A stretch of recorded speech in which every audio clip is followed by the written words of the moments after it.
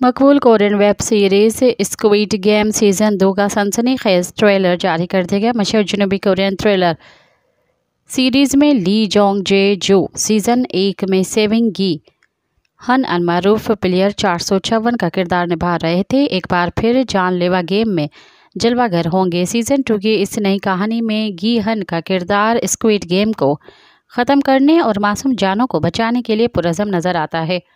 Trailer में दिखाया गया है कि वो red light green light game के दौरान दूसरे 455 खिलाड़ियों को बचाने की कोशिश करते हैं, लेकिन नाकामी का सामना करते हैं जब अफरा तफरी फैल जाती है और गोलियां चलने लगती हैं। इस दौरान गीहन कॉर्डर से लड़ते हैं और अपनी ज़िंदगी बचाने की जिद्दोजहद करते हैं। मज़ीद ख़बरन ऐं तफ़सीलात लाइ विज़िट कयो असांजी वेबसाइट www.awamiNewsHD.com ऐं ॾिसंदा रहो अवामी न्यूज़ HD।